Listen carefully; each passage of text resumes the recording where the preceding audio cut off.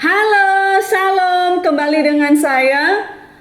Perkenalkan, nama saya Aminah Hati Baine, dan hari ini kita belajar pelajaran pendidikan agama Kristen dan budi pekerti. Kita belajar kelas 12 bab 3. Jadi kita belajar dari buku ini, anak-anakku yang dikasihi Tuhan. Kalian bisa lihat sendiri. Jadi hari ini kita kupas bab yang ketiga, demokrasi dan hak asasi manusia dalam perspektif Alkitab. Jadi hari ini kita belajar hanya mengupas apa yang dikatakan oleh Alkitab mengenai demokrasi itu sendiri. Bagaimana masa pemerintahan raja-raja saat itu, ada yang memperlakukan rakyatnya dengan adil, dan ada juga raja yang merampas hak-hak rakyatnya. Jadi hari ini kita belajar dari bab 3 ini. Sebelum kita mau melanjutkan pelajaran kita berdoa terlebih dahulu. Mari anak-anakku yang dikasihi Tuhan, kita berdoa. Bapa Surgawi, kami bersyukur Tuhan kalau hari ini kami kembali belajar pendidikan agama Kristen dan budi pekerti dari bab 3 ya Tuhan. Beri kami hikmat-Mu, beri kami pengetahuan-Mu Tuhan, agar kami boleh mengerti dan memahami apa yang Tuhan mau lewat dari pelajaran pada hari ini. Terima kasih Tuhan, kami sambut pelajaran agama dengan penuh sukacita yang daripada Tuhan sendiri. Hanya di dalam anak-Mu Yesus Kristus kami berdoa dan mengucap syukur. Haleluya. Amin. Ya, kita mau mempelajari terlebih dahulu tujuan atau indikator pelajaran kita bab 3 hari ini. Yang pertama adalah mendiskusikan bagian Alkitab yang menulis tentang hak asasi manusia. Kedua, menjelaskan tugas dan tanggung jawab kita sebagai anak remaja Kristen dalam mewujudkan hak asasi manusia. Dan yang kemudian membuat karya sebagai wujud kepedulian terhadap hak asasi manusia. Melakukan kegiatan sebagai bukti peduli dengan hak asasi manusia. Jadi kita lebih banyak perannya di sini, anak-anakku yang dikasihi Tuhan. Kita mau melihat dulu Kejadian pasal 1 ayat 26. Ya, kalian bisa sediakan Alkitabnya, kalian bisa menyimak, kita baca bersama-sama.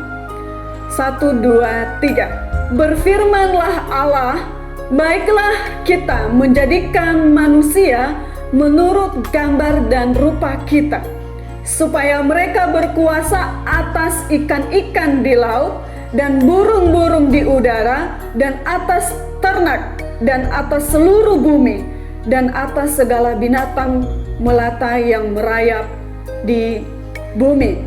Maka Allah menciptakan manusia itu menurut gambarnya. Menurut gambar Allah diciptakannya dia laki-laki dan perempuan diciptakannya mereka. Allah memberkati mereka, lalu Allah berfirman kepada mereka, beranak cuculah dan bertambah banyak, penuhilah bumi dan taklukkanlah itu, berkuasalah atas ikan-ikan di laut dan burung-burung di udara dan atas segala binatang yang merayap di bumi. Berfirmanlah Allah, lihatlah, aku memberikan kepadamu segala tumbuh-tumbuhan yang berbiji di seluruh bumi, dan segala pohon-pohonan yang buahnya berbiji, itulah akan menjadi makananmu.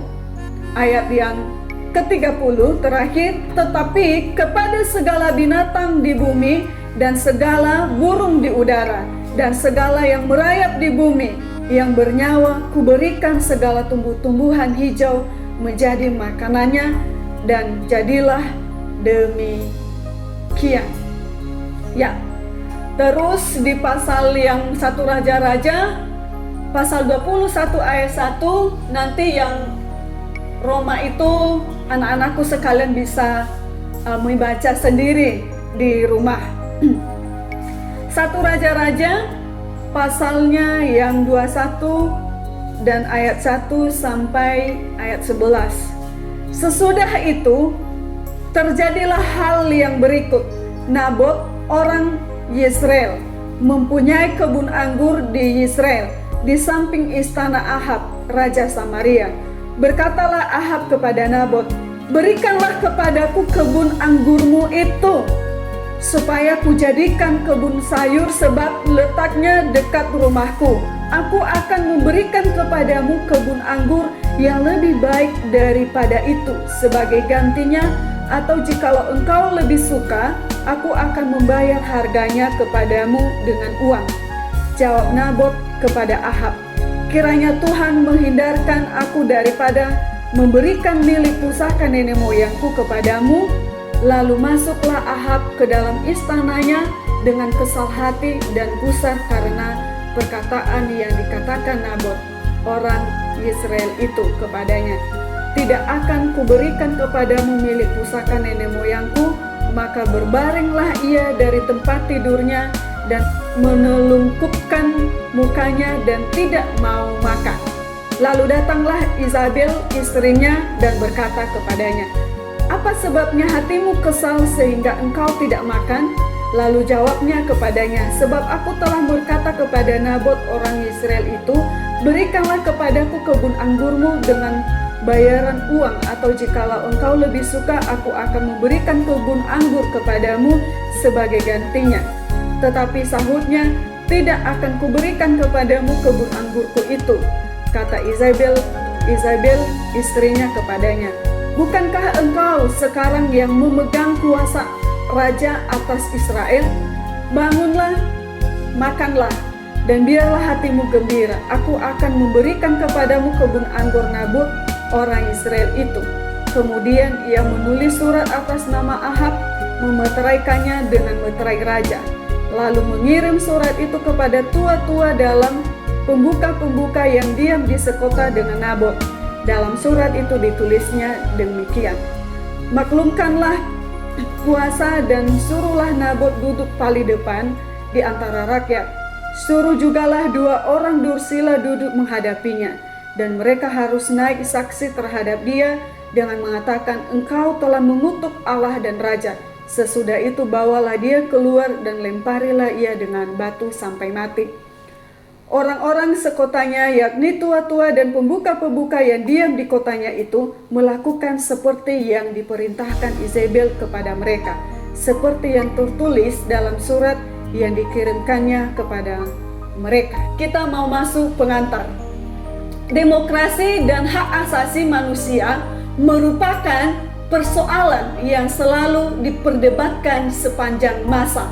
Sebagai remaja Kristen, kamu memiliki kewajiban untuk menghargai sesama manusia dan turut serta mewujudkan HAM dalam kehidupan sehari-hari. Pembahasan mengenai demokrasi dan HAM dalam perspektif Alkitab bertujuan memberikan bimbingan kepada kamu, kepada kita semua mengenai demokrasi dan HAM yang mengacu pada ajaran kebenaran firman Tuhan. Isi Alkitab dapat dirangkum dalam kalimat ini, "Kasihilah Tuhan Allahmu dan kasihilah sesamamu manusia. Karena kasih kepada manusia, maka Allah menciptakan, memelihara, menyelamatkan, dan membaharui manusia. Untuk itu, manusia dapat menggenapi penciptaan, pemeliharaan, penyelamatan, dan pembaharuan Allah baginya dengan mengasihi Allah dan sesamanya." Prinsip kasih ini amat berkaitan dengan hak asasi manusia atau HAM. Intisari dari demokrasi dan HAM adalah jangan menyakiti sesamamu manusia. Dalam cerita Alkitab kamu dapat temukan bagaimana Allah memperingatkan raja-raja yang memerintah untuk tidak merampas hak rakyat jelata. Sebaliknya, mereka harus melayani kepentingan rakyat. Para janda miskin, anak yatim piatu adalah orang-orang yang terutama harus dikasihi dan dibantu. Bahkan dalam kitab Amos pasal 5 ayat 21-24, Allah menolak ibadah umatnya jika mereka tidak hidup adil dan benar di hadapan manusia. Ya, sebelum belajar di bagian B, melalui pelajaran ini diharapkan kamu termotivasi untuk menjadi pelaku demokrasi dan HAM. Hal ini penting apabila pada zaman kini melalui berita di media maupun fakta kehidupan, kamu saksikan betapa manusia cenderung mempraktikkan kekerasan terhadap sesama dalam tindakan kekerasan baik fisik maupun psikologis melalui kata-kata yang menghina maupun sikap yang merendahkan sesama. Kamu telah melanggar hak asasi seseorang di kalangan remaja. Perkelahian, tawuran merebak di mana-mana, bahkan sampai dengan aksi menghilangkan nyawa sesama. Mempelajari HAM dalam perspektif iman Kristen akan menolong kamu untuk terpanggil mewujudkan hak asasi itu sendiri dalam kehidupan sehari-hari. Di bagian yang ke B, belajar tentang demokrasi dan HAM melalui cerita kehidupan. Keruntuhan pemerintahan Orde Baru diwarnai pula oleh berbagai konflik di berbagai wilayah Indonesia seperti di Ambon, Poso, Kalimantan Tengah, Timur, Papua, dan lain-lain. Di Aceh, pemberontakan rakyat Aceh akhirnya dapat diselesaikan dengan pendamaian. Namun di Papua rakyat masih terus bergolak menurut hak-haknya. Kamu dapat mempelajari 4 orang tokoh perempuan yang memperjuangkan HAM. Mereka mempersembahkan dirinya bagi penegakan HAM meskipun untuk itu mereka harus menderita. Ya, salah satu yang pertama di sini adalah Aung San Suu Kyi. Adalah dia seorang perempuan yang tak pernah lelah memperjuangkan atau mewujudkan demokrasi di Myanmar atau di Burma. Ayahnya adalah Aung San, tokoh perjuangan Burma yang diakui sebagai bapak pendiri bangsa. Ibunya Daw Sing Ying memainkan peranan penting sebagai tokoh politik dalam pemerintahan Burma. Negara yang baru merdeka pada tahun 1948, pada tahun 1950, Ken Yin diangkat menjadi duta besar untuk di India dan Nepal. Aung San Suu Kyi ikut bersamanya dan lulus dalam bidang ilmu politik dari Lydia Shire. Nah, di situ kita bisa melihat seterusnya Ram Kolegin-Neur Delhi pada tahun 1944. Ia melanjutkan studi di Oxford dan memperoleh gelar BA dalam filsafat politik dan ekonomi pada tahun 1969. Setelah lulus, ia tinggal di New York City dan bekerja di PBB. Pada tahun 1972, ia menikah dengan Dr. Mikhail Aris. Pada tahun 1985 memperoleh gelar PhD dari School of Oriental and African Studies Universitas di London. Pada tahun 1988, Sung Ying pulang ke Burma untuk membantu ibunya yang sedang sakit. Namun kemudian ia terjun ke dalam gerakan pro-demokrasi. Sung Ying tinggal di Burma. Suaminya berkunjung ke Burma pada hari Natal 1995 dan ternyata itu adalah perjumpaan mereka yang terakhir karena belakangan pemerintah di traktor Burma menolak permohonan visa Dr. Mikhail Aris, suaminya. Pada tahun 1970 suaminya menderita kanker prostat. Ia mengancam jiwanya. Meskipun tokoh-tokoh terkemuka di dunia seperti Sekjen PBB, Kofi Annan dan Paus Yohanes Paulus II memohon agar pemerintah Burma memberikan visa kepada Aris, namun tetap ditolak dengan alasan Burma tidak mempunyai fasilitas untuk merawat sakitnya. Sebaliknya, pemerintahan Burma menyarankan agar Sung Ying saja yang pergi mengunjungi Aris di Inggris. Hal ini ditolak oleh Sung Ying karena ia tahu bahwa bila ia meninggal, meninggalkan Burma, pemerintahan negara itu tidak akan mengizinkannya masuk kembali ke negaranya. Saat itu Sun Ying sendiri berada dalam tahanan rumah di bawah pemerintahan junta militer yang tidak dipercaya. Keterlibatan politik. Aung San Suu Kyi tidak pernah berencana untuk terjun dalam pergerakan politik di negaranya. Ketika ia kembali ke Burma pada tahun 1988, negara itu sedang dilanda demokrasi besar-besaran. Menuntut dipulihkannya demokrasi pada September tahun itu, junta militer yang baru merebut kekuasaan pada bulan yang sama, terbentuklah Liga Nasional untuk Demokrasi dengan Sun Yee sebagai sekretaris jenderalnya. Sun Yee banyak dipengaruhi oleh Mahatma Gandhi, khususnya filsafat ahimsa yang menolak penggunaan kekerasan. Selain itu, sebagai seorang Buddhis, Sun Yee pun sangat kuat dipengaruhi oleh agamanya yang menolak kekerasan. Sejak 20 Juli 1989, Sun Yee dikenai tahanan rumah karena aktivitas politiknya. Ia ditawari kebesaran apabila ia mau meninggalkan Burma, tetapi ia menolak tawaran itu. Salah satu pidato Sun Yee yang terkenal adalah kemerdekaan dari ketakutan. Ia mengatakan, bukan kekuasaan yang merusak, melainkan rasa takut. Takut akan kehilangan kekuasaan merusakkan mereka yang menggunakan kekuasaan. Kita mau belajar dari kehidupan Sun Yee lagi, dan rasa takut akan hukuman oleh kekuasaan merusak mereka yang takluk kepadanya. Ia juga percaya bahwa rasa takut telah menyebabkan banyak pemimpin dunia kehilangan tujuan mereka sebenarnya.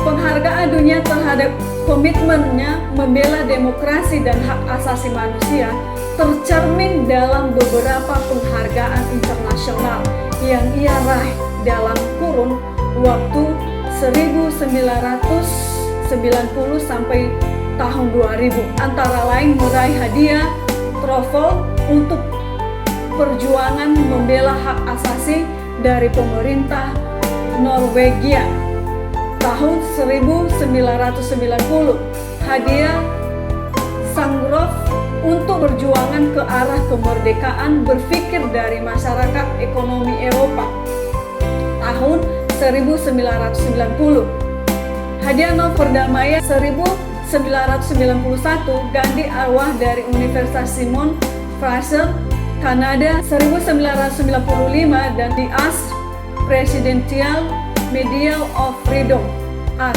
2000 saat itu. Menurut VVNews.com tanggal 10 November 2010, junta militer Myanmar atau disebut juga Burma telah melepaskan Aung San, tokoh-tokoh pro-demokrasi dari tahanan rumah. Di BBC melaporkan Sun Yee muncul menemui pendukungnya di rumahnya di Yangon, di mana barikade militer di sekitar rumahnya telah disingkirkan pada Sabtu 13 November 2010 sore waktu setempat.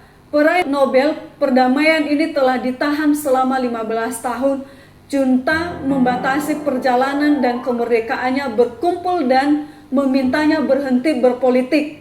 Sun Yee seharusnya dibebaskan dari rumahnya tahun lalu, namun gara-gara sebuah kasus di mana seorang warga Amerika Serikat menyelinap masuk ke rumahnya, penahanannya diperpanjang.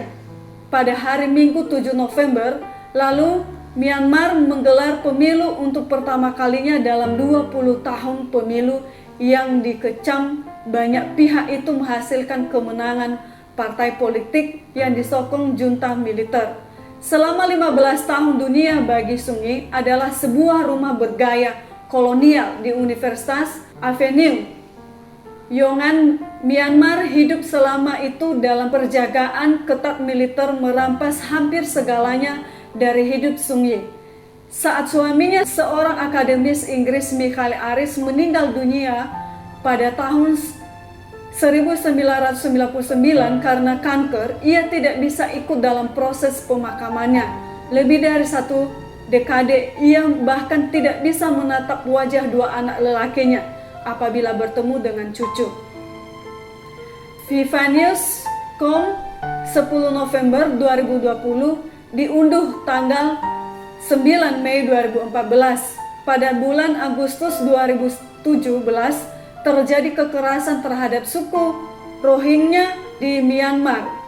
Tapi Aung San dianggap tidak membela suku Rohingya yang ditindas oleh pemerintahan Myanmar.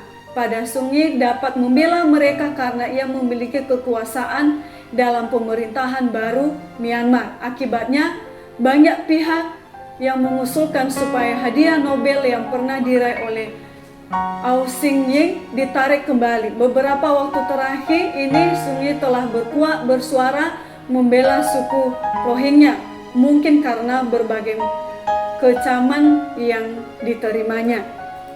Terus yang kemudian kita belajar dari kehidupan Rachel alien Corrie. Rachel pada 10 April tahun 1979 sampai 16 Maret 2003 adalah seorang anggota Gerakan Solidaritas Internasional yang dibunuh oleh pasukan pertahanan Israel dengan sebuah bulldozer ketika ia berusaha menghalangi tentara untuk menghancurkan rumah seorang ahli farmasi Palestina, Samir Nasrallah. Menurut New York Times, Corrie dan teman-temannya bertindak sebagai manusia perisai. Corrie adalah seorang mahasiswa dari Evergreen State College di kota Olympia, Washington. Ia mengambil cuti 1 tahun dan berkunjung ke jalur Gaza pada Ali Fada kedua. Setelah terbang ke Israel pada 2002 Januari 2003, Corrie menjelajahi latihan selama 2 hari di markas besar di tepi barat, lalu berangkat ke Rafah untuk ikut serta dalam demokrasi di sana. Di Rafah, Rachel bertindak sebagai manusia perisai dalam upayanya untuk menghalangi penghancuran rumah yang dilakukan dengan bulldozer lapis baja oleh pasukan IDF.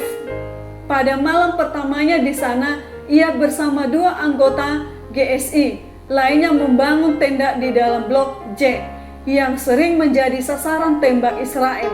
Pasukan-pasukan Israel menembaki tenda mereka dan tanah yang hanya beberapa meter jauhnya dari tenda. Itu karena merasa bahwa kehadiran mereka memprovokasi pasukan Israel. Corrie dan rekan-rekannya bergegas membongkar tenda mereka lalu pergi.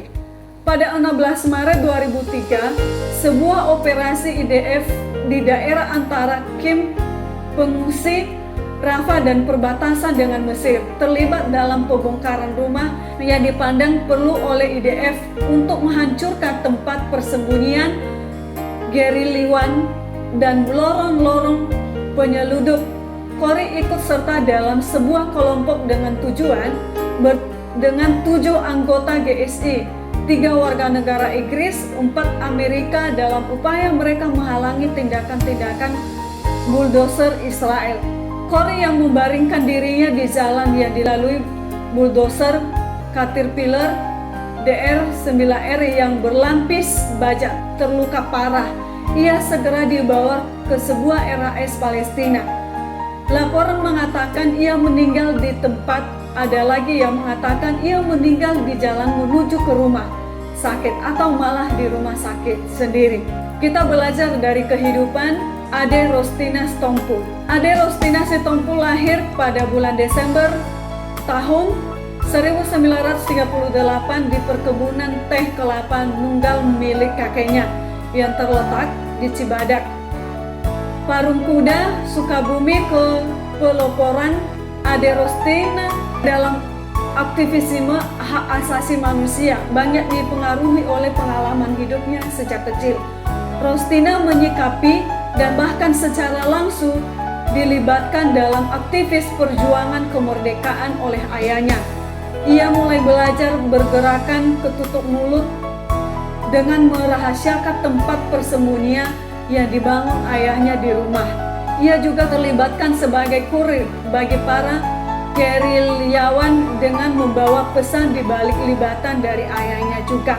Rostina belajar tentang kesetaraan dan keadilan sosial. Melalui pergaulan dengan kalangan kuli perkebunan, dari kakeknya Rostina belajar tentang nilai kemanusiaan, di mana musuh pun harus memperlakukan secara manusiawi. Peristiwa pada tahun 1965 menjadi titik penting untuk berkomitmennya dalam gerakan perjuangan manusia. Abangnya yang adalah salah satu pimpinan Persatuan Wartawan Indonesia yang pro Soekarno ditangkap dan ditahan selama 9 tahun. Sahabat-sahabatnya juga mengalami nasib serupa menghadapi situasi ini. Rostina terdorong untuk menggalang bantuan berupa obat-obatan, mengirim makanan ke penjara, mengurus keluarga ketahanan politik, dan dengan berbicara berupaya menyelamatkan orang-orang yang diburu. Aktivis ini menyebabkan ia diinterogasi berulang kali oleh militer. Kegiatan pelayanan di penjara yang dilakukan Rosti semakin terorganisir setelah ia bergabung dengan Yayasan Hidup Baru yang didirikan oleh Pierre Lasut dan Zeptayang Hin. Ade Rosti bersama Asmara Dababan dan sejumlah tokoh HAM dan keagamaan lainnya membentuk Joint Committee for Timor yang bertujuan untuk merespons situasi darurat akibat peristiwa Santa Sur 2000 November 1991. Kepeloporan di bidang HAM menghantarnya menerima penghargaan yang Tianjin pada tahun 1995. Ia turut membidani sejumlah organisasi HAM, antara lain Elsam, Kontras, Imparsial, Pokastin, Simi, dan Setara Usia dan Kesehatan tidak pernah menjadi penghalang baginya untuk aktif sampai menjelang akhir hayatnya. Beliau terus aktif bekerja dan berjuang bagi manusia. Ya, kita belajar dari kehidupan Malala Yousafzai. Malala lahir pada tanggal 12 Juli 1997 sebagai anak pertama setelah ibunya mengalami keguguran. Saking miskinnya, ayahnya tidak memiliki uang untuk membayar bidan supaya menolong ibunya melahirkan. Dalam budaya Pakistan, terutama suku Pashtun yang merupakan campuran antara etnis Pakistan dan Afghanistan, kelahiran bayi perempuan adalah suatu kemalangan bagi keluarga. Namun, Ziauddin, ayah Malala, malah merayakan kelahiran anaknya pertamanya dengan mengatakan, "Saya melihat ke mata bayi cantik ini dan langsung jatuh cinta padanya." Ia bahkan meramalkan bahwa anaknya ini sungguh berbeda dari anak-anak lain. Nama Malala diambil dari Malalai, yaitu pejuang wanita dari Afghanistan, negara tenggara Pakistan. Setiap anak Pashtun tumbuh dalam semangat patriotik. Malala yang berhasil membangkitkan semangat juang rakyatnya yang sedang melawan penjajahan Inggris. Walaupun Malala terbunuh dalam peperangan itu, namun kematiannya justru membuat perjuangan agar Afghanistan semakin gigih sehingga memenangkan pertempuran. Namun kakek Malala tidak setuju dengan nama itu karena memiliki arti menarik kesedihan. Ayah Malala tetap mempertahankan nama yang sudah dipilihnya karena berharap Malala tumbuh menjadi pahlawan bagi bangsanya, sama seperti Malalai dulu. Ziauddin Yousafzai memiliki idealisme untuk menghadirkan pendidikan bagi anak di Pakistan, termasuk untuk anak perempuan yang sebetulnya dianggap tabu untuk bersekolah. Bersama teman-temannya, Ziauddin mendirikan sekolah dan Malala menjadi muridnya. Sejak kecil, Malala terbiasa mengikuti ayahnya berkeliling ke desa-desa sekitar untuk mempromosikan pentingnya pendidikan bagi anak perempuan. Aktivitas seperti ini tidak disukai oleh Taliban yang secara perlahan namun pasti mengambil alih kekuasaan di daerah tempat tinggal Malala. Taliban menyerang sekolah-sekolah untuk anak perempuan. Dan pada tahun 2008 Malala bereaksi dengan berpidato yang intinya adalah mempertanyakan mengapa Taliban mengambil haknya untuk bersekolah. Pada awal tahun 2009, Malala mulai menulis blog untuk radio Inggris di BBC yang isinya adalah pengalaman hidup di bawah penindasan dan larangan Taliban untuk bersekolah. Awalnya penulisan blog ini berjalan lancar karena Malala memakai nama samaran Gul Makai. Namun pada bulan Desember 2019, nama aslinya mencuat tidak kepalang tanggung. Malala semakin aktif menyuarakan hak perempuan untuk memperoleh pendidikan sehingga ia dinominasikan untuk menjadi pemenang internasional. Pada tahun 2019, selain juga berhasil memenangkan National Youth Prize pada tahun yang sama, Malala dan keluarganya tahu bahwa Taliban memberikan ancaman mati kepadanya. Mereka sekeluarga memang mengkhawatirkan keselamatan sang ayah yang merupakan aktivis anti-Taliban. Namun mereka menganggap Taliban tidak akan menyerang anak. Malala salah karena Taliban justru dengan sengaja menembaknya di kepala saat Malala dan teman-teman berada di bis sekolah. Saat perjalanan pulang dari sekolah pada tanggal 9 Oktober 2012, tembakan itu meleset dan mengenai dua temannya yang langsung terluka parah. Walaupun sebagian dari tempurung kepala Malala diangkat untuk meredakan bengkak di otaknya, namun kondisi kritisnya menyebabkan ia dibawa ke Birmingham, Inggris. Untung ia tidak mengalami trauma otak berkepanjangan. Namun mulai Maret 2013 ia dapat bersekolah kembali di Birmingham. Malala menuliskan autobiografinya berjudul I Am Malala. Ia seperti tertulis di atas, yang diterbitkan pada bulan Oktober 2013. Sampai kini Taliban tetap melancarkan ancaman mati untuk Malala. Walaupun begitu, Malala tetap konsisten menyuarakan hak perempuan untuk mendapatkan pendidikan. Dengan demikian, kaum perempuan dibukakan wawasannya agar dapat menjalani kehidupan sebagai manusia yang merdeka, tidak berada di bawah kekuasaan laki-laki ataupun tradisi. Dalam suatu wawancara dengan Sheryl Sandberg pada bulan Agustus 2014, Malala menyatakan, "Aku berada dalam masa di mana situasi dan keadaan memaksaku untuk berani. Di sana ada ketakutan, teror, bom sepanjang waktu. Itu adalah saat yang sulit karena banyak sekolah yang dibom. Aku hanya punya dua pilihan, tetapi diam dan menunggu terbunuh atau bicara meski harus dibunuh. Dan aku memilih yang kedua."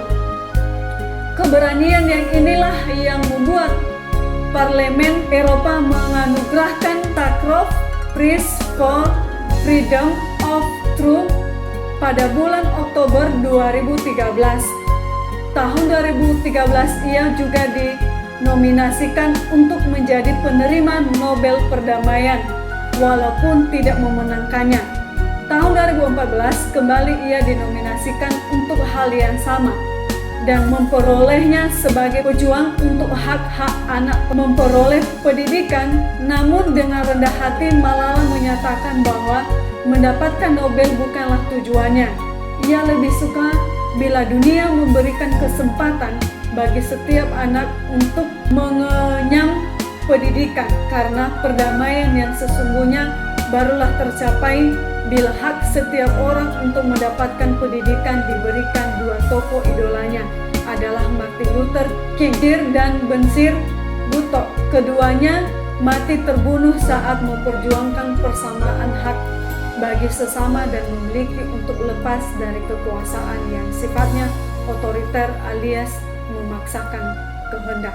Ya anak-anakku yang sekalian, di sini ada tugas Berdasarkan keempat kisah tersebut di atas yang kita baca tadi, dari keempat tokoh, kemukakan penilaianmu terhadap mereka dalam kaitannya dengan hak asasi manusia. Pemahamanmu mengenai praktik demokrasi dan hak asasi manusia. Pada pembahasan yang lalu dapat membantu kamu melakukan penilaian terhadap tindakan dua orang tokoh dunia tersebut. Bagian yang kecil, kesaksian Alkitab tentang manusia. Alkitab Kejadian pasal 1 ayat 26 sampai 30 yang kita baca dari awal menuliskan tentang penciptaan manusia sebagai makhluk bermartabat. Namun, manusia diciptakan segambar dan serupa dengan Allah. Menurut John Stott dalam bukunya Isu-isu Global Menantang Kepemimpinan Kristiani, martabat makhluk manusia diutamakan dalam 3 kalimat, meruntun dalam kitab Kejadian 1 ayat 27 sampai 28. Pertama, Allah menciptakan manusia menurut gambarnya. Kedua, laki-laki dan perempuan diciptakannya mereka. Ketiga, Allah memberkati mereka lalu berfirman kepada mereka, penuhilah bumi dan taklukkanlah itu. Martabat manusia dikemukakan dalam 3 hubungan yang unik yang ditegakkan sejak penciptaan. Yang pertama adalah hubungan manusia dengan Allah. Menurut Stott, manusia yang diciptakan menurut gambar ilahi mencakup kualitas-kualitas rasional, moral, dan spiritual. Kualitas ini dengan sendirinya membedakan manusia dari binatang dan memungkinkan manusia berelasi dengan Allah melalui kualitas rasional, moral, dan spiritual. Dengannya, manusia belajar untuk mengenal, memahami, serta taat pada pemerintahannya. Selanjutnya dikatakan hak manusia untuk beragama, menyiarkan agama, menjalankan ibadah agama, kebebasan untuk berpikir, berbicara, mengambil keputusan menurut hati nurani, semuanya berada dalam kaitannya dengan hubungan manusia dengan Allah. Dan yang kedua adalah hubungan antar manusia. Allah menciptakan manusia sebagai makhluk sosial, sehingga Dia juga memberkati relasi antar manusia, termasuk hal-hal yang berkaitan dengan akibat dari relasi atau hubungan manusia, termasuk hal-hal yang berkaitan dengan akibat dari relasi atau hubungan itu. Dengan demikian, hak manusia untuk berelasi, bersahabat, menikah, serta membentuk keluarga, hak untuk berkumpul dan mengemukakan pendapat, hak untuk menerima, diterima, dan dihormati tanpa memandang jenis kelamin, usia, maupun status sosial berada dalam lingkup hubungan antar manusia yang diberkati Allah. Dan yang ketiga, hubungan manusia dengan bumi dan makhluk lainnya. Manusia diciptakan untuk mengelola bumi, berkuasa atas makhluk-makhluk lainnya. Dengan demikian, manusia diberikan hak untuk bekerja, memiliki karir, hak untuk beristirahat, hak untuk memperoleh sandang, pangan, dan rumah yang nyaman dan sehat, hak untuk bebas dari kemiskinan, keterbelakangan, dan hak untuk menikmati udara dan air yang bersih. Bagian yang kedua, implikasi terhadap hak asasi manusia. Implikasi dari 3 hubungan yang unik di atas adalah hakikat manusia sebagai makhluk yang bermartabat merupakan pemberian Allah. Oleh karena itu, tidak seorang pun dapat mengambilnya dari diri seorang. Menurut kitab Amsal pasal 14 ayat 31. Siapa yang menindas orang lemah, menghina penciptanya. Pelanggaran terhadap hak asasi manusia merupakan penghinaan terhadap penciptaannya. Dalam Alkitab Perjanjian Lama, banyak raja yang jatuh karena menerima hukuman Allah. Akibat mereka berlaku semena-mena terhadap rakyatnya. Raja Ahab yang telah merampas kebun anggur Nabot menerima hukuman. Ia mati dan mayatnya tidak dikuburkan secara layak karena dimakan anjing di luar pintu gerbang kota seperti yang difirmankan Allah. Yeremia mengecam Raja Yoyakim yang menindas serta memeras rakyatnya demi membangun istana mewah. Kitab Amos, Mika, dan Yeremia adalah kitab-kitab yang berisi seruan serta peringatan para nabi terhadap pemerintahan para pemimpin maupun rakyat yang bertindak tidak adil terhadap mereka yang lemah dan miskin. Ketaatan kasih dan keadilan selalu menjadi hal yang penting dalam sejarah hubungan antara manusia dengan Tuhan, Allah Sang Pencipta. Jika manusia melakukan kejahatan terhadap sesamanya, maka Allah akan menegur dan menurut pertobatan dari manusia. Dan jika manusia tidak bertobat, maka akan datang hukuman. Sebaliknya, jika manusia sadar akan kejahatannya, kemudian bertobat, maka akan terhindar dari hukuman. Dalam cerita-cerita Alkitab, umumnya raja-raja yang menyalahgunakan kekuasaan dan otoriter cenderung melakukan penindasan terhadap rakyatnya. Alkitab banyak membahas tentang raja atau pemerintahan yang harus mengabdi pada kepentingan orang-orang yang dipimpinnya, serta memberlakukan kasih dan keadilan. Contohnya, Raja Daud yang bersikap rendah hati dan menghormati Raja Saul meskipun ia berlaku jahat terhadapnya. Kemudian Raja Salomo yang bersikap adil dan bijaksana terhadap rakyatnya. Masih banyak lagi cerita-cerita yang lain yang memperlakukan rakyatnya dengan adil. Bagian yang ke-B, perdebatan mengenai hak hidup.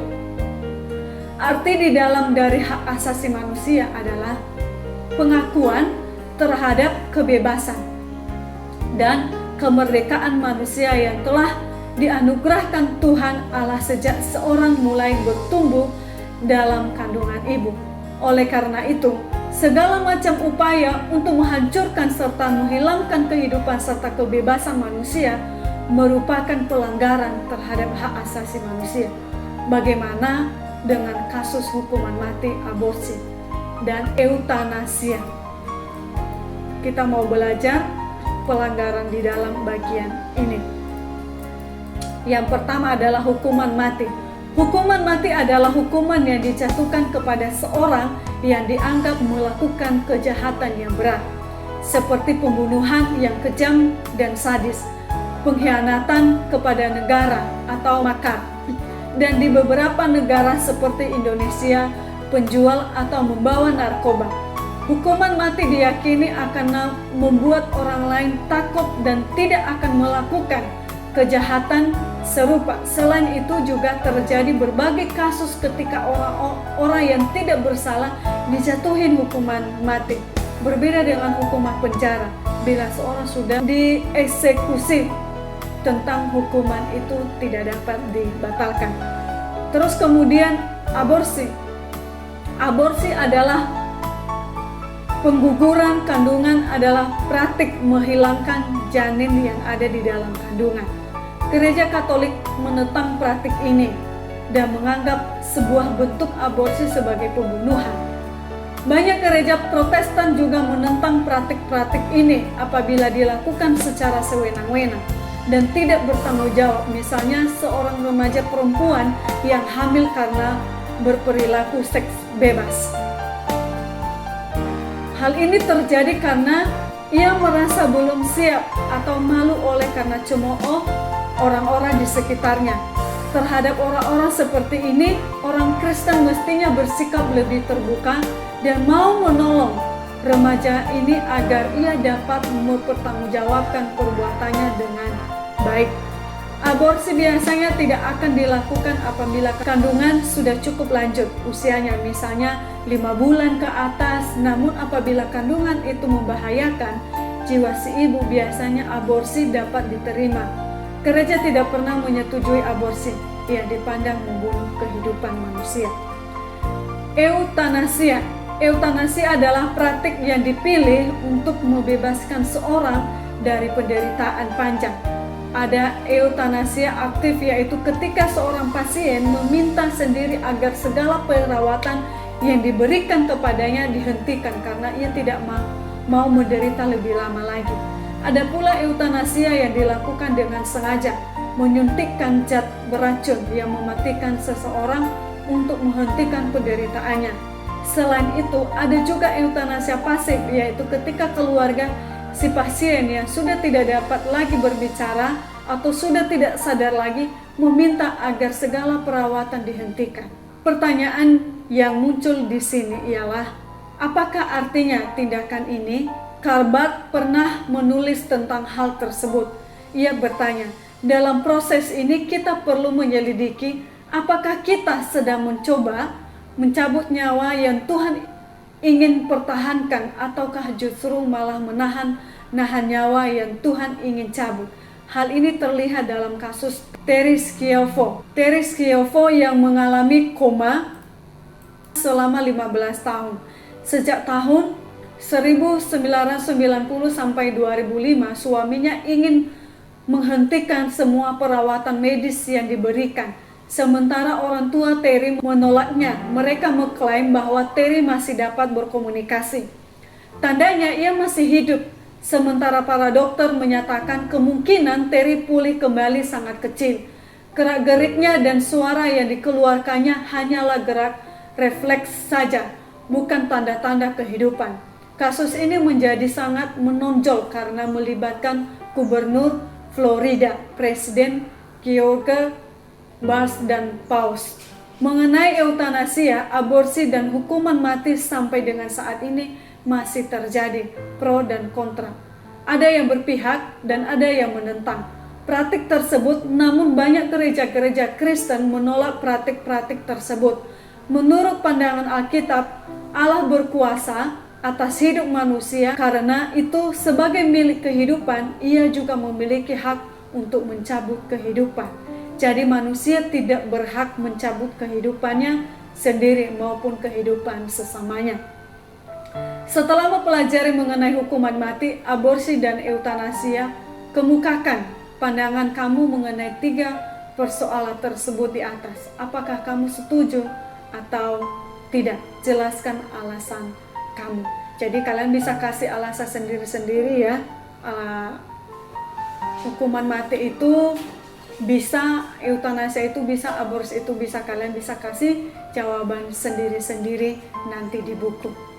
Terus diserahkan kepada guru-guru yang mengajar kalian. Di bagian yang ke F, kewajiban manusia menyangkut demokrasi dan hak asasi. Manusia tidak hanya diberikan hak asasi oleh Tuhan, tetapi juga kewajiban hak asasi. Dalam setiap hak diikuti oleh kewajiban. Manusia yang diciptakan sebagai makhluk rasional, bermoral dan spiritual dengan sendirinya, memiliki kewajiban moral.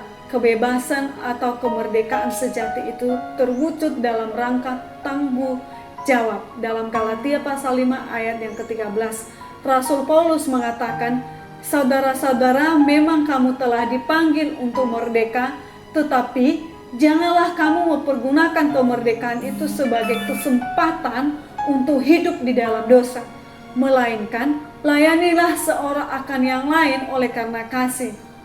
Orang Kristen adalah manusia merdeka yang telah ditebus oleh Kristus. Karena itu ada tuntutan untuk hidup sebagai manusia merdeka yang telah dibebaskan dari perhambaan dosa. Kehidupan sebagai manusia merdeka haruslah diimbangi oleh tanggung jawab. Apakah tanggung jawab seorang remaja Kristen di bidang demokrasi dan hak asasi manusia? Menjaga hubungan yang baik dengan sesama, baik dengan teman guru, anggota keluarga maupun orang lain. Remaja Kristen juga dapat menghargai pendapat orang lain, menghargai sesama dalam berbagai perbedaan, berpikir positif terhadap orang lain, dan melaporkan kepada yang berwajib jika menyaksikan peristiwa pelanggaran hak asasi manusia. Apakah kamu sudah memperhatikannya? Kemudian kita masuk di bagian diskusi. Anak-anakku, buatlah kelompok, atau bisa lewat dari WA, kamu bisa chattingan sama teman-temanmu. Buat kelompok mungkin berbentuk 3 ya, satu kelompok kalian buat grup. Ini ada tugas di atas, nanti kalian bisa kumpulkan kepada guru agama kalian. Buatlah kelompok dan pelajarilah kitab 1 Raja-Raja yang kita baca dari tadi. Halaman yang pertama, pasal 21 ayat 1 sampai 16. Selanjutnya diskusikan pertanyaan-pertanyaan berikut. Kemudian presentasikan hasil diskusi dengan kelas. Itu bisa dipresentasikan lewat dari Zoom dengan guru-guru. Kalian bisa presentasi dengan kelompok masing-masing. Yang pertama adalah apa isi dari kitab yang kamu pelajari yang kita baca barusan. Terus kemudian apa kaitannya dengan hak asasi manusia? Dan yang ketiga, apa penilaian kamu terhadap tokoh yang memerintah dalam kitab 1 Raja-Raja? Terus kemudian, nilailah sikap Isabel sebagai istri raja. Bagaimana perannya dalam menjatuhkan Nabot sampai dihukum mati. Jika kamu adalah Nabot, apa yang dapat kamu lakukan? Jadi kalian bisa diskusikan, kamu bisa juga satu kelompok dengan pacar kamu supaya kalian lebih asik untuk berdiskusi gitu ya. Atau bisa dengan sahabat kamu yang sering kamu curhatan selama ini. Jadi itu tergantung anak-anakku sekalian itu bisa buat kelompok. Terus kemudian berikut ini adalah berita di media massa mengenai kasus pelanggaran hak asasi manusia yang terjadi. Lingkari bagian dari tulisan dan dalam berita tersebut yang merupakan pelanggaran terhadap hak asasi manusia. Jadi kalian bisa baca sendiri. Penggusuran warga Cina Benteng ricuh. Jakarta, penggusuran warga Cina Benteng yang tinggal di Kampung Lebak Wangi, Kelurahan Mekarsari, Kecamatan Nenglasari, Kota Tangerang diwarnai kericuhan warga bentrok dengan Satpol PP. Kita warga dipukul-pukulin, ujar Usnu warga Cina Benteng kepada Detikcom Selasa. Menurut Isnur, warga Cina Benteng juga dorong-dorongan dengan Satpol PP sebanyak 350 kakak atau 1007 jiwa yang terdiri dari 477 perempuan, 339 anak, 129 laki-laki serta 12 orang penderita keterbelakangan mental terancam kehilangan tempat tinggalnya di kawasan itu. Pengacara warga dari LBH Jakarta, Edi Halomo Guring, Senin kemarin mengatakan pemerintahan beralasan rumah-rumah digusur karena melanggar Perda nomor 18 tahun 2000 tentang keindahan, ketertiban dan keamanan K3 Kota Tangerang. Nah, di sini ada titik-titik, kalian bisa isi sendiri ya anak-anakku. Setelah kalian isi, kalian bisa serahkan kepada guru kalian. Di sini ada pertanyaan, apakah kamu sudah berpartisipasi dalam rangka mewujudkan demokrasi dan hak asasi manusia? Jika jawabanmu ya, tuliskan bentuk partisipasi kamu sebagai peranmu untuk mewujudkan hak apa aja yang kamu lakukan. Sudahkah pernah kamu melakukan keadilan? Sudahkah kamu sudah memperlakukan orang-orang di sekitar kamu dengan baik?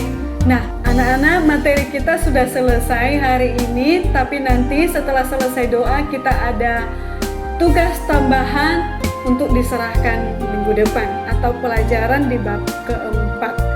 Kita berdoa. Tuhan, Engkau yang menciptakan langit baru dan bumi baru di antara kami. Engkau telah memanggil kami untuk mengasihi-Mu dan sesama kami dalam setiap aspek kehidupan kami. Karena itulah kami berdoa bagi mereka yang terbelenggu perbudakan oleh perdagangan manusia, agar mereka menemukan kemerdekaan dan kebebasan kembali. Allah yang mengasihi dan penuh karunia, dengarkanlah doa kami. Bagi mereka yang disiksa dan diperlakukan dengan cara yang kejam dan tidak manusiawi, agar mereka dibebaskan, dibangkitkan kembali dalam hidup mereka.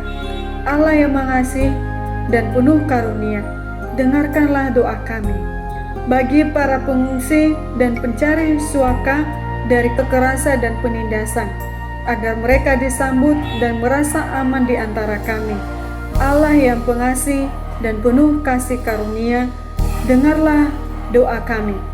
bagi para tahanan politik dan yang dipenjarakan dalam ketidakadilan, agar mereka memperoleh keadilan dan kemerdekaan yang menjadi hak mereka. Allah yang pengasih dan penuh karunia, dengarkanlah doa kami bagi mereka yang dilecehkan dan diskriminasikan karena keyakinan mereka, agar mereka memperoleh jaminan kesetaraan sesuai hukum. Allah yang pengasih dan penuh karunia, dengarkanlah doa kami bagi mereka yang tidak memperoleh kebutuhan dasar mereka, makanan, air minum, rumah, dan pemeliharaan kesehatan, agar mereka dapat memperoleh hidup dalam kepenuhan. Allah yang pengasih dan penuh kasih karunia, dengarlah doa kami bagi mereka yang tidak dapat mengatakan kebenaran secara terbuka dan mereka yang tidak memiliki hak untuk berkumpul, agar hak-hak mereka dipulihkan dan suara mereka didengar kembali. Allah yang pengasih dan penuh kasih karunia, dengarkanlah doa kami bagi setiap orang yang hidupnya dirusakkan dan dihancurkan oleh penghakiman yang kejam dan tindakan sewenang-wenang orang lain, agar mereka dipulihkan dengan bertabat, mereka dikembalikan Allah yang pengasih dan penuh karunia. Dengarlah doa kami, ya Tuhan pencipta kami semua yang ciptaannya ditawan oleh tangan-tangan kejam dan tidak peduli. Berikanlah kami anugerah-Mu agar kami tidak membiarkan sewenang-wenang terjadi atau hanya berpangku tangan. Berikan kami keberanian untuk berlindung dan membela mereka yang rentan melawan tirani yang kuat. Kami berdoa dalam nama Yesus yang mati dalam ketidakpedulian orang lain dan ditolak, namun kini hidup kembali dalam sukacita dan belas kasihan Roh Kudus yang membebaskan Allah selama-lamanya. Amin.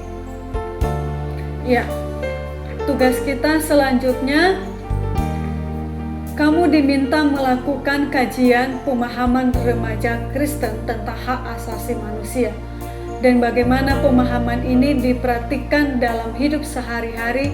Tugas ini dikumpulkan pada pertemuan selanjutnya. Jadi panduan pertanyaan untuk melakukan kajian: nama, umur, dan sekolahnya dari mana. Teman-teman, kamu diminta untuk mengisi jawaban di bawah ini dengan cara mencontreng dan mengisi sesuai dengan pemahaman dan pengalaman kamu serta apa yang kamu praktikkan. Yang pertama, apakah kamu pernah mendengar istilah demokrasi dan hak asasi manusia? Ya atau tidak? Jika jawabanmu ya, apakah kamu tahu arti ya dan tidak? Jika jawabanmu ya, sebutkan pengertian demokrasi dan hak asasi manusia. Dari mana kamu mendengar tentang demokrasi dan hak asasi manusia? Apakah dari pelajaran PPKN, TV, koran, radio, internet, dan lain-lain? Ada beberapa tindakan yang dapat kamu lakukan sebagai bentuk partisipasi dan kesadaranmu untuk mewujudkan demokrasi dan hak asasi manusia. Contreng tanda yang seperti ini, pilihanmu sesuai dengan bentuk partisipasi kamu lakukan. Bagian A, menghargai pendapat orang lain, menghargai sesama dalam berbagai perbedaan, tidak bersikap curiga dan antipati terhadap orang yang berbeda agama, suku, kebangsaan, dan status sosial. Berpikir positif terhadap orang lain, melaporkan kepada yang berwajib peristiwa pelanggaran hak asasi manusia. Terima kasih atas partisipasi Anda. Catatan, tiap peserta didik mewawancarai 5 orang teman sesama remaja SMA. Hasil wawancara dibuat dalam bentuk tabel sehingga mudah buat kesimpulan. Contoh tabel berikut ini, kalian bisa memperhatikan ya tabel ini, jadi kalian bisa mengisi sendiri sesuai dengan yang seperti diminta dalam buku. Guru dapat membuat tabel dalam bentuk lain atau peserta didik diberikan kebebasan untuk membuat tabel sendiri. Jadi kalian bisa buat tabel sendiri ya. Setelah itu kalian bisa serahkan kepada guru agama kalian di sekolah. Sebagai rangkuman kita atau penutup kita, demokrasi dan hak asasi manusia adalah kebutuhan manusia yang mendasar. Alkitab tidak berbicara secara langsung mengenai hal-hal ini. namun Allah sangat peduli akan keduanya. Ini disebabkan karena manusia sebagai ciptaan Allah itu sangat berharga di matanya, dan yang berharga bagi Allah haruslah juga berharga di mata kita. Menginjak-injak sesama manusia yang adalah ciptaan Allah berarti juga menghina dan melecehkan Allah sendiri. Itulah sebabnya sangat penting bagi orang Kristen terlibat dalam kegiatan-kegiatan yang berkaitan dengan demokrasi dan hak asasi manusia. Jadi Alkitab berpesan kepada kita ini adalah manusia ciptaan serupa dan segambar dengan Tuhan. Ketika kita serupa segambar dengan Tuhan, kita harus memperlakukan sesama kita manusia dengan baik. Kita tidak boleh melecehkan, tidak boleh merendahkan atau menginjak-injak harga derajatnya. Kalau kita melakukan itu, kita sama menghina Tuhan. Terima kasih anak-anakku sekalian. Sampai jumpa kembali. Tuhan Yesus memberkati.